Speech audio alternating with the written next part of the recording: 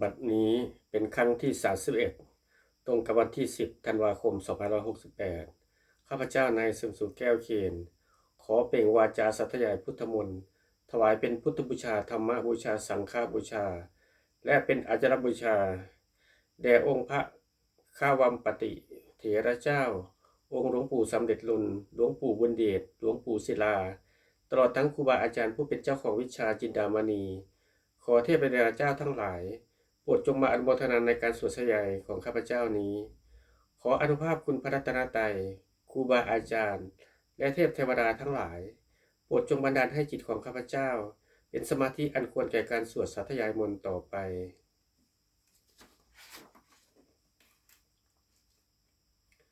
บทสวดชุมเทวดาสมันตาจักวาเรสุอัตตาคาจตุเทวตาสัทธมังมุนิดาชัสสาสุนันตุสัคโมคาทังสักขีกาเมจารูเปคิริสิขรตเตจันตะเลเควิมาเนทีเปดัตถิจักขาเมตรุวนาคหะเนเคหาวัตุมหิเคเตอุมมาจยันตุเทวาชรทวิสเมยขาคันธาพนาคาติทันตาสันติเกยังมณิวัจนังสาทโวเมสุนันตุธรรมัสสวนากาโรอายัมพัทันตาธรรมัสสวนากาโรอายัมพัทันตาธรรมัสสวนากาโรอายัมพัทันตาบทสวดนมัการสิทธิคาถานะโมตัสสะภะคะวะโตอะระหะโตสัมมาสัมพุทธัสสะนะโมตัสสะภะคะวะโตอะระหะโตสัมมาสัมพุทธัสสะนะโมตัสสะภะคะวะโตอะระหะโตสัมมาสัมพุทธัสสะบทสวดสัจจริยคาถานาทิเมสรนังอัญญังพุทโธเมสรนังวรังเอตินาสัจจวัชเชนะโสติเมโหโตสัพพทานาทิเมสรนังอัญญังธัมโมเมสรนังวรังเอตินาสัจจวัชเชนะโสติเมโหโตสัพพทานาทิเมสรนังอัญญังสังโฆเมสรนังวรังเอตินาสัจจวัชเชนะโสติเมโหโตสัพพทาบทสวดมหากรุณโกนาโถติอาธิกาคาถามหาการุณโกนาโถอัฏฐายสัพพะปานินังวเรตวาปารมีสัพพาปัตโตสัมโพธิมุตตมังเอตินาสัจจวัชเชนะมาหุตุสัพพุปัทวามหาการุณโกนาโถหิตายาสัพพะปานินังวเรตวาปารมีสัพพาปัตโตสัมโพธิมุตตมังเอตินาสัจจวัชเชนะมาหุตุสัพพุปัทวามหาการุณโกนาโถสุขายาสัพพะปารินังวเรตวาปารมีสัพพาปัตโตสัมโพธิมุตตมังเอตินาสัจจวัชเชนะมาโหตุสัพพุปัทวาบทสวดมหาสมัยสูตรเอวัมเมสุตังเอกังสมยังภควาสักเกสุวรติกปิโลสมิงมหาวณีมหตาภิกขุสังเกนะสัตถิงปัจจมเตหิภิกขุสเตหิสเพเหวะอรหันเตหิทาสหิจโรกธาตุหิเทวตาเยโพเยนะสาริปติตาหันติภควันตังทัสนายาภิกขุสังคัญจาอัตโหจตุนังสุทาสาริกานังเทวนังเอตตะโหสีอายังโคภควาสักเกสุวรติกปิโลสมิงมหาวณีมหตาภิกขุสังเกนะสัตถิงปัจจมเตหิภิกขุสเตหิสเพเหวะอรหันเตหิทาสหิจโรกธาตุหิเทวตาเยโพเยนะสาริปติตาหันติภควันตังทัสนายาภิกขุสังคัญจายานุนามายามปีเยนะภควาเตนุสังกเมยมะอุสังกมิตวาภควโตสันติเกปัญเจกคาธาปเสยมาติอัตโคตาเทวตาเสยยาธาปีนามาภรวาปุริโภสัมมจิตังวาพาหังปัชชาเรยะปัชชาริตังวาพาหังสมิเชยยะเอวะเมวะสุทาวาเสสุเทเวสุอัตติตาภควโตปูระโตปาตุระหังสุอัตโคตาเทวตาภควตังอภิวาเทตวตังเอกมันตังอัทังสุเอกมันตังทิตาโคเอกาเทวตาภควโตสันติเกอิมังคาทั้งอภาสีมหาสมัยโยปวารสมิงเทวกยาสมหาตาอาคาตัมหะอิมังธรรมยังทักิตาเยวะอภัสสังคันติอัตโคปราเทวตาภควโตสันติเกอิมังคาทั้งอภาสี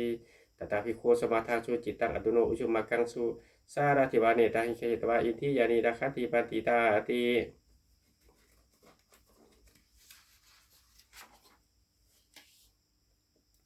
อัตโคปราเทวตาภควโตสันติเกอิมังคาทั้งอภาสี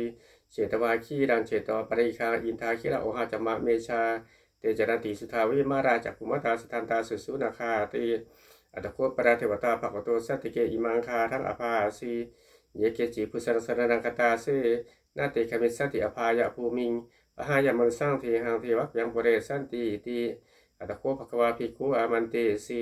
เยปุเยนะภิกขเวทัสสะสุโรกธาตุสุเทวตาสันนิปริตาหุนติตถาคตังทัสสรายาภิกขุขังหันจะเยปิเตภิกขเวอหิสุงอติตัตตมัทรังอรหันโตสัมมาสัมพุทธาเตสัพปิภวตนังเอตระมะเยวะเทวตาสันนิปริตาอหิสุงเสยยะธาปีไมหังเอตระหิเยปิเตภิกขเวภาวิสันติอนาคตมัทนังอรหันโตสัมมาสัมพุทธาเตสัพปิภวตนังเอตระมะเยวะเทวตาสันนิปริตาภาวิสันติเสยยะธาปีไมหังเอตระหิอาจิคิสามีภิกขเวเทวะยังนามามีกิตติสามีภิกขเวเทวะยังนามามีเทศิสามีภิกขเวเทวะยังนามามีตังสรถาสังเรงมนาสิกโรถาภาสิสามีติ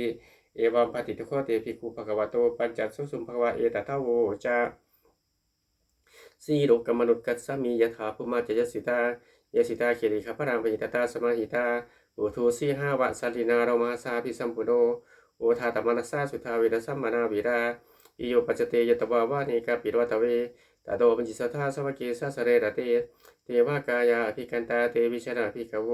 เตจะอัตตมครงสุตวาพุทธาสัสนังเตสัมปัตตโหยนังอมฤสาสรสนังอเปเกสตามาทักคุงสหัสสังอสัตริงสดังเอเกสหัสนังอมฤสาสมาทักคุงอเปเกนันทมาทักคุงทิสาสภาพุทธาอาหุตันจาสาพังอภิญญายะวาวคิตวานาจักกุมาตโตปัญจิสัทธาสวเกสัสเรระเตเทวากายาอภิกันตาเตวิชนะภิกขโวเนโวหังกิริสมิคิเรอนุปัสโสสัตตาสหัสสาวายคาภูมากาปิรวัตวาอิทิมโตชูติมโตวันนาโตยาสัสสิโนโมทามานาอภิกมุภิกขุนัสปฏิวนังจะสหัสสาเหมะวตายาคาตวันนิโนอิทิมโตชูติมโตวันนาโตยาสัสสิโนโมทามานาอภิกมุภิกขุนัสปฏิวนังสาตาคิราติสหัสสายาคาตวันนิโนอิทิมโตชูติมโตวันนาโตยาสัสสิโนโมทามานาอภิกมุภิกขุนัสปฏิวนังอิเจเตโสตัสสหัสสายาคาตวันนิโนอิทิมโตชูติมโตวันนาโตยาสัสสิโนโมทามานาอภิกมุภิกขุนัสปฏิวนังเวทสามิตาปัญจสตายาคาตวันนิโนอิทิมโตชูติมโตวันนาโตยาสัสสิโนโมทามานาอภิกมุภิกขุนัสปฏิวนังอุพิโรราชหิโกเวปุราสาดิเวสนังปิยนังสตาสหัสสังยะครังปุราสติอุพิโรราชหิโกสุภคาสมิติงวนังโอริมันจาทิสังราชาทัตตารัโทปัสสสติคันทัพพานังอธิปติมหาราชายาสัสสีโสปุตตาปิตัสสาภาวอินทามานามหาพราอิทิมโตชูติมโตวันนาโตยาสัสสิโนโมทามานาอภิกมุภิกขุนัสปฏิวนัง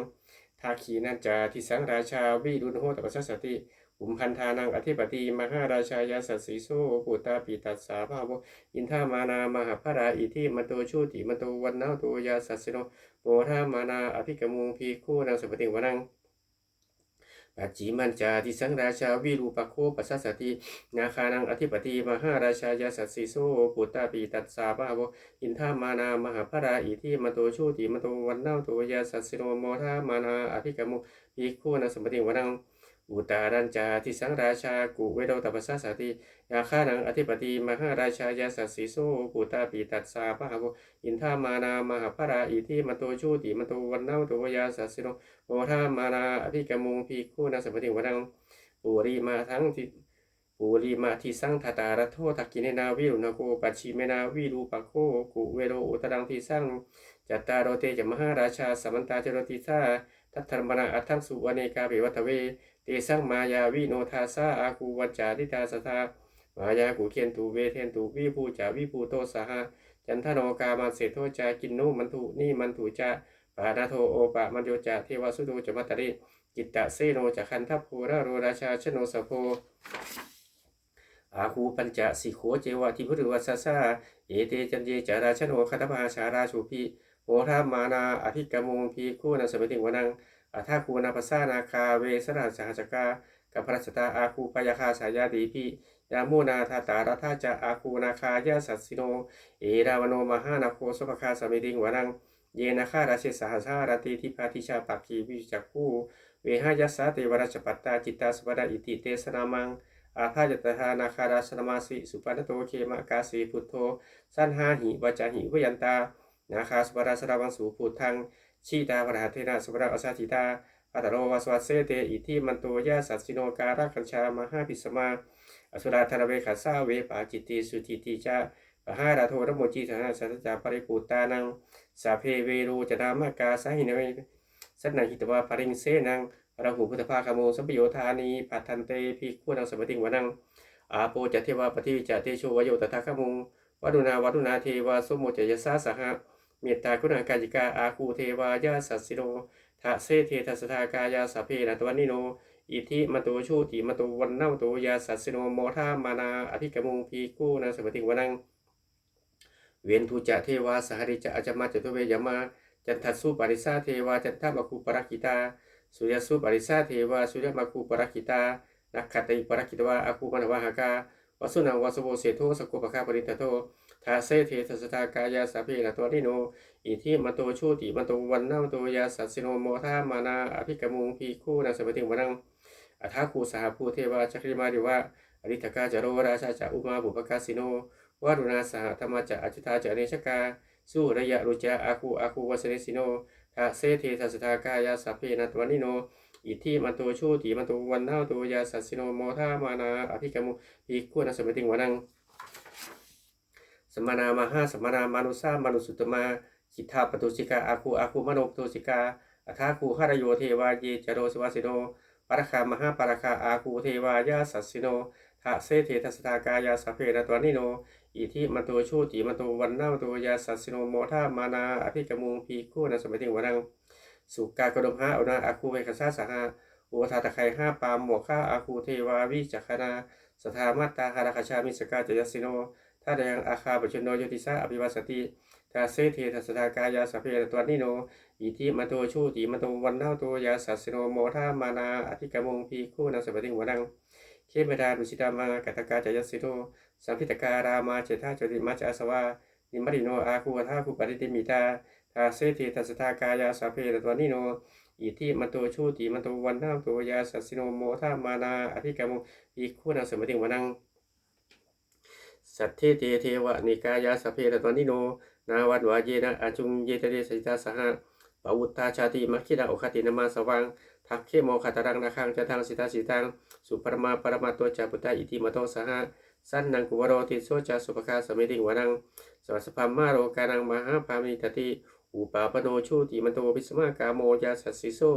ทเสธาอิสระอาคูปัจเจกตวัติโนเตสัจจามัสโตอาคาริโตปริวาริโตเตจาสาเพอภิกันเตสินเทสเวสพรามเกมาราเซนะอภิกามิปัสสะกัณหสะมัติยังเอธาคตถาภัตถารักเกนังพัตุมัตโตสัมมันตาปริวาริถาโมมาโวโมกุลิโกจินังอิทิตถามหาเสโนกันหาเสนอเปสยิอนิมาตรมหัจจาสังตวานาเพระวังยะธาบุสโกเมโคทนายันโตสวิจโกตถาโสปัจจววัติสัมโยอยังวาเสจันจาสาพังอภิญญายะวะกิตวานาจักกุมาตาโตมัจจิสัทธาสวะเกสะเสเรตเตมาราเซนะอภิกันตาเตวิชนะภิกขโวเตจะอัตตมโรสุทวาพุทธาสาสนังวีตาอาราเคหิปักกมุงเนสังโรปิอินเชยุงสัพเพวิสังขายาพยาติตายาสัสสิโนโมทัติสหภูเตหิสัพพกาเตชเนสุตาติบทสวดจุลชัยปกรณ์นะโมเมพุทธเตชัสสารตานาตายาธรรมิกาเตชะปสิทธิปสิเทวานารายะปารเมสุราสิทธิพระมาจะอินทาจะจตุโรกาคัมภีรขากาสมุทาภูตุงคังคาจะสัพพรมชัยยะประสิทธิพระวันตุเตชัยยะชัยยะธรณีอุทธินาทีชัยยะชัยยะข้าคนละตนละนิสัยนิไรเสนิไรไซเสนะเมรุราชนพลละนรชีชัยยะชัยยะคัมภีระโสมพีนาเขียนธนาคีปิศาจภูตการีชัยยะชัยยะทุนนิมิตตาโรคีชัยยะชัยยะสิงคีสุธาธานมะมุขชาชัยยะชัยยะวรุณโมขสาตาชัยยะชัยยะจัปปาที่นาคกุลระคันโทกชัยยะชัยยะข้าชคนนาตุรงสุกระผู้ชงสีหาพยาคติปาชัยยะชัยยะวรุณโมขยาตาชิตาเสนาริปุณสุทธิโนรดีชัยยะชัยยะสุขาชีวีชัยยะธรณีตะเรสทาสุชัยยะชัยยะธรณีสานตินสทา ชัยยะชัยยะมังกราดัญญาภวะเคชัยยะชัยยวารุณยะเคชัยยะชัยยะรักขเสสุรภูชเตชาชัยยะชัยยะพัมมินทาคณาชัยยะชัยยะราชาธิราชสาชัยชัยยะปาทวิงสัพพังชัยยะชัยยะอรหันตาปัจเจกพุทธสาวังชัยยะชัยยะมเหสุโรหโรหรินเทวาชัยยะชัยยะพรหมนาสุรโคชัยยะชัยยะนาโควิรุณหโควิรูปโคจันติมาราวิอินโทจะเวนตะเนยเวนะเตยโยจะกุเวโรวารุโนปิจาอาคิวาโยจะปาชุนโหกุมาโรทัตารัตโกอัทธารสะมหาเทวาสิทธิตาปัสสาระอาทโยอิสิโนสาวกาสัพพาชยะระโมภาวันตุเตชยะธรรมโมจะสังโฆจะทัสสะปาโรจะชัยยกังเอเตนะชัยยะเตเชนะชยะโสธีภวันตุเตเอเตนะโพธเตเชนะโหตุเตชัยมังครังชัยโยปีโพธัสสะสริมะโตอายังมารัสสะจปาปีมะโตจะพาประชาชโยอุโคสยมโพธิวันเดปโมทิตาชยตถาภัมมคณามเหสิโนชัยโยปีโพธัสสะสริมะโตอายังมารัสสะจปาปีมะโตปราชโยอุโคสยมโพธิมันเตปโมทิตาชยตถาอินทคณามเหสิโนชัยโยปีโพธัสสะสริมะโตอายังมารัสสะจปาปีมะโตจะปราชโยอุโคสยมโพธิมันเดปโมทิตาชยตถาเทวคณามเหสิโนชัยโยปีโพธัสสะสริมะโตอายังมารัสสะจปาปีมะโตปชาลโยอุโคสยมโพธิมันเด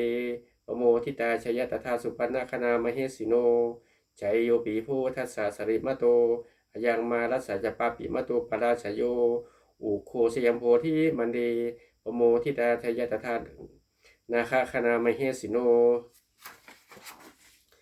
ชัยโยปีโพธัสสะสริมะโตอายังมารัสสะจปาปีมะโตปราชโยอุโคสยมโพธิมันเดปโมทิตาชยตถาสัพพมคณามเหสิโนชายันโตโพธิยาโมเรสักกายานังนันทิวัตตโนเอวังตวังวิชโยโหหิชยสุชายมังคะเรอปราชิตบัลลังเกสีเสปะเทวิโมคะเรอภิเสเกสัพพุทธานังอาคาปโตปโมทติสุนัขขัดตังสุมังคารังสุปะพาตังโสโหติตังสุขุโมสุโหโตจัสุจิทังพมาจาริสุปะทักขินังกายะกัมมังวาจากัมมังปะทักขินังปะทักขินังมโนกัมมังปณิทิเตปะทักขินาปะทักขินานิกตวาระราพันตเตปะทักขินีเตอัฏฐารัฐาสุกิตาวิรุณหาพุทธศาสเนอโรคาสุกิตาโหทะสหสาภวิญาติพีสุนันตุโพนโตเยเทวาอัสมิงคาเนคติขัตตาทีคายุกาสทาโหตุสุขิตาโหตุสัพพทาราคตุสัพพสัตตานังราคตุสิสทาสนังยากจิปัตตาเตสังสัพเพปุเรตุมโนรากายุตตกาเรปวัตสันตุวัตสังวัสวราหากาโรคาจุปัตถวาเตสังนิวาเรนตุจัสสัพพทากายาสุขังจิตาสุขังอรหันตุยะธาอรหังบทสวดธรรมนิยามาสุตังเอวัมเมสุตังเอกังสมยังภควาสาวัติยังวิหารติเชตวเนอนาถปิกัสสะอารเมตตะโคภควาภิกขุอามันเตสีภิกขโวติพาทะเตติเตภิกขุภควโตปัญจัสโสสุงภควาเอตตะโวจาอุปทาวาภิกขเวตถาคตานังอนุปทาวาตถาคตานังทิตาวาสาธาตุธรรมทิตตานัมมานิตยามาตาสัพเพสังขาราอริจาตินันตถาคโตอภิสัมพุชติอภิสเมติอภิสัมพุติตวาอภิสเมตวาอจิกติเทเสติปัญญาเปติปัฏฐเปติวิวารติวิภาชติอุตานิกโรติสัพเพสังขาราอริจาติอุปทาวาภิกขเวตถาคตานังอนุปทาวาตถาคตานังทิตวาสาธาตุธรรมทิตตาธรรมทิตามาตาสัพเพสังขาราทุกขาติตังตถาคโตอภิสัมพุจติอภิสเมติอภิสัมพุจิตวาอภิสเมตวาอจิกติเทเสติปัญญาเปติปัฏฐเปติวิวารติวิภาชติอุตานิกโรติสัพเพสังขาราทุกขาติอุปทาวาภิกขเวตถาคตานังอนุปทาวาตถาคตานังทิตาวาสาธาตุธรรมทิตตาธรรมริยมตา สัพเพธัมมาอนัตตาติตังตถาคโตอภิสัมพุจติอภิสเมติอภิสัมพุจตวาอภิสเมตวาอจิคติเทเสติปัญญาเปติปัตตาเปติวิวารติวิภัจติอุตานิกโรติสัพเพธัมมาอนัตตาติอิทัมโมจาภควาอัตตมนาเตภิกขุภควโตภาสิตังอภินันทุนติ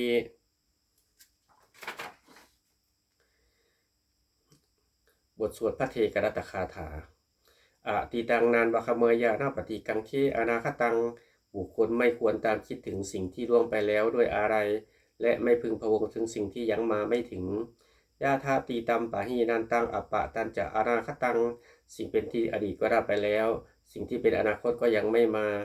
ปัจจุปนันจะโยธรรมังตัทธาวิปัสสติอสังหิรังอสังกุปังตังพิธานมนุภูหะเยผู้ใดเห็นธรรมอันเกิดขึ้นเฉพาะหน้าในที่นั้นอย่างแจ่มแจ้งไม่งอนเง่นคอนแคนเขาควรพอกคูณอาการเช่นนั้นไว้อาเชวะจิตตมาตาปังโกชัญญามรณังสุเวความเพียรเป็นกิจที่ต้องทำวันนี้ใครจะรู้ความตายแม้พรุ่งนี้นาหิโนสังขารานเตนะมหาเสนะมัจจุนาเพราะการเพียรต่อมัจจุราชซึ่งมีเสนามากย่อมไม่มีสำหรับเราเอวังวิหาริมาตาปิงอโหรัตตมตันติทังตังเวพระเทกรัตโตติสันโตอจิคเตมุนีผู้สงบย่อมกล่าวเรียกผู้มีความเพียรอยู่เช่นนั้นไม่เกียจค้านทั้งกลางวันกลางคืนว่าผู้เป็นอยู่แม้แต่เพียงราตรีเดียวก็น่าชมบทสวดธรรมสังเวคปัจเจเวคทะสัพเพสังขารานิจจาสังขารคือร่างกายจิตใจและรูปธรรมนามธรรมทั้งหมดทั้งสิ้นมันไม่เที่ยงเกิดขึ้นแล้วดับไปมีแล้วหายไปสัพเพสังขาราทุกขาสังขารคือร่างกายจิตใจและรูปธรรมนามธรรมทั้งหมดทั้งสิ้นมันเป็นทุกข์ทนยากเพราะเกิดขึ้นแล้วแก่เจ็บตายไปสัพเพธัมมาอนัตตาสิ่งทั้งหลายทั้งปวงทั้งที่เป็นสังขารและไม่ใช่สังขารทั้งหมดทั้งสิ้นไม่ใช่ตัวไม่ใช่ตนไม่ควรถือว่าเราว่าของเราว่าตัวเราว่าตนของเราทุวังชีวิตังชีวิตเป็นของไม่ยั่งยืนทุวังมรณังความตายเป็นของยั่งยืนวัดสังมายามริตพังอันเราจะพึงตายเป็นแท้มรณะปริโยสานังเมชีวิตังชีวิตของเรามีความตายเป็นที่สุดรอบชีวิตังเมอนิยตังชีวิตของเราเป็นของไม่เที่ยงมรณังเมนิยตังความตายของเราเป็นของเที่ยงวัตตะคนที่จะสังเวชอายังกายโยอาจิรังร่างกายนี้ไม่ได้ตั้งอยู่นานอเปตะวิญญาโนขั้นปราศจากวิญญาณชุดโทอันเขาทิ้งเสร็จแล้วอธิเสสติจากนอนทับปัทวิงซึ่งแผ่นดินการิงขรังอีวะประดุจดังวัดท่อนไม้และท่อนฟืนนิละทั้งหาประโยชน์ไม่ได้อนิจจาวัตสังขาราสังขารทั้งหลายไม่เที่ยงหนออุปทาว่าอย่าทำมีโนมีความเกิดขึ้นแล้วมีความเสื่อมไปเป็นธรรมดาอุปจิตตวานิรุชันติขั้นเกิดขึ้นแล้วย่อมดับไปเตสังอุปาสโมสุโคความเข้าไปสงบระงับสังขารทั้งหลายเป็นสุขอย่างยิ่งสัพเพสัตตามารันติจะสัตว์ทั้งหลายทั้งปวงกำลังตายอยู่มาริงสุจะมริสเรที่ตายแล้วและกำลังจะตายแต่เทวะหังมริสามิเราก็จะตายอย่างนั้นเหมือนกันนัตถิเมเอธาสร้างสยโยความสงสัยในความตายนี้ย่อมไม่มีแก่เราเลยบทสวดเมตตายังกินจิกุศลังกัมมังสัพเพปิพะเทหิกตังปุญญังโนอนุโมทันตุสุนันตุโพนโตเยเทวาอัสมิงธาเนอธิกตาทีขายุกาสทาหุนตุสุขิตาหุนตุทุกขาปมุญจตุมาตาปิตาสุขิตาหุนตุทุกขาปมุญจตุสัพเพยติกาสุขิตาหุนตุทุกขาปมุญจันตุสัพเพอยติกาสุขิตาหุนตุทุกขาปมุญจันตุสัพเพปิสาสัพเพยคาสัพเพเปตาสุขิตาหุนตุทุกขาปมุญจันตุสัพเพอาจาริยาปัจจยะสุขิตาหุนตุทุกขาปมุญจันตุสัพเพนคตาสุขิยะหุนตุทุกขาปมุญจันตุสัพเพเทวาสุขิตาหุนตุทุกขาปมุญจันตุสัพเพสามะตินังสมิจฉันตุโวบทสวดบูชาหลวงปู่ทวดนะโมโพธิสัตโตอะคติมยะอิติภควานะโมโพธิสัตโตอะคติมยะอิติภควานะโมโพธิสัตโตอะคติมยะอิติภควาปฏิทานาคาถา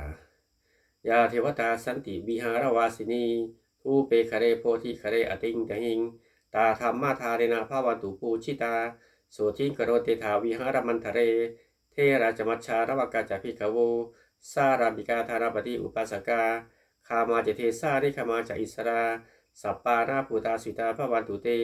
ชาราพุชาเยวิจารสภาวาสังเสตชะตาอัตโวปปาติกานิยานิกังธรรมปรังปฏิจเตสัพเพปีทุกสักโรตุสร้างขยังท่าจุจิรังสตังธรรมโมธรรมัทราจปุคราสังโฆโหตุสมัคโควะอัฏฐายาจิหิตายาจะอัมเหรัคตุสัทธโมสัพเพปีธรรมาจาริโนอุติงสัมมาปุเรยามะธรรมิอริยปเวทิเต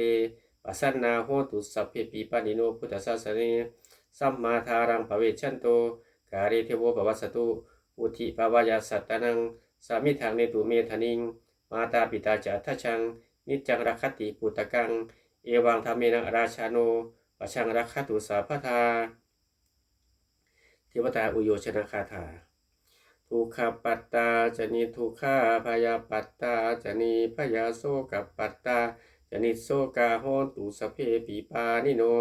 เอตาวตาจะอัมเหหิสัพตังปุญญาสัมปตังสาเพเทวานุโมทันตุสัมปสิทธิดาทานังทัทันตุสัทธายะสีดังราคันตุสัพพทา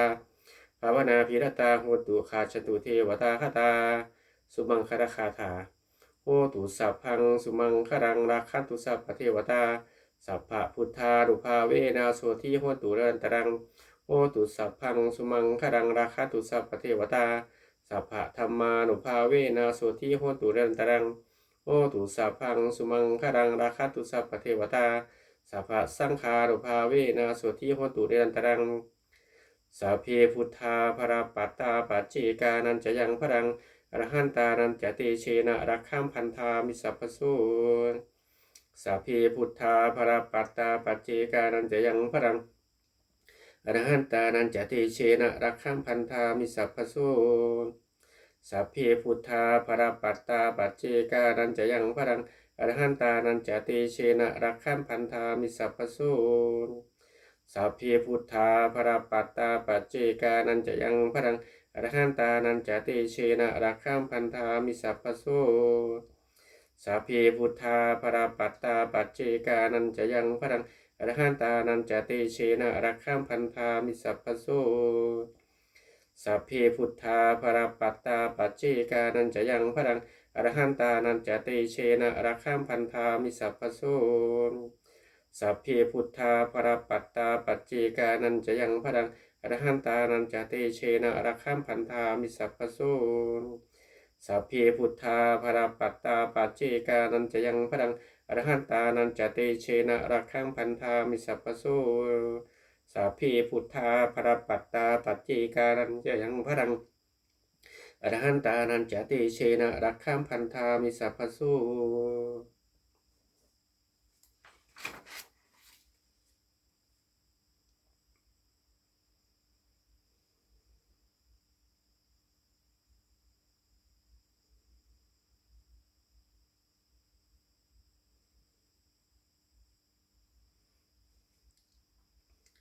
ด้วยอำนาจแห่งบุญกุศลที่ข้าพเจ้าได้สวดสัตยายพระพุทธมนต์นี้ข้าพเจ้าขอนำการอุทิศถวายเป็นพระราชกุศลแด่สมเด็จพระนางเจ้าสิริกิติ์พระบรมราชินีนาถพระบรมราชชนนีพันปีหลวงผู้เสด็จสู่สวรรคาลัยขออานิสงส์แห่งบุญกุศลนี้จงเป็นสัพสิริมงคลแก่ข้าพเจ้าให้แคล้วคลาดปลอดภัยจากทุกโศกโรคภัยอันตรายทั้งปวงให้มีแหล่งรายได้อันสุจริตมั่นคงเป็นสมาอาชีพอันชอบธรรมคำว่าไม่มีอดอยากยากจนขออย่าได้มีแก่ข้าพเจ้าขอให้ข้าพเจ้ามีสัมมาทิฏฐิตั้งมั่นในพระธรรมคำสอนแห่งองค์สมเด็จพระสัมมาสัมพุทธเจ้าดำรงอยู่ในความดีงามตลอดกาลนานอีกทั้งขอเทพราชทั้งหลายผู้ได้อนุโมทนาสาธุการในบุญกุศลนี้โปรดประสิทธิ์ประสาทพรน้อมส่งอานุภาพแห่งมงคลไปสู่วัตถุมงคลพระปิตายอดเศรษฐีทั้งฝ่ายไทยและฝ่ายลาวรวมถึงวัตถุมงคลทั้งปวงที่3สิ่งอโมเดชได้จัดสร้างขึ้นให้เปลี่ยนด้วยพุทธานุภาพเทวานุภาพและฤทธานุภาพอันศักดิ์สิทธิ์อำนวยผลให้เป็นสิริมงคลแก่ผู้ครอบครองและบูชาทุกประการเทินสาธุ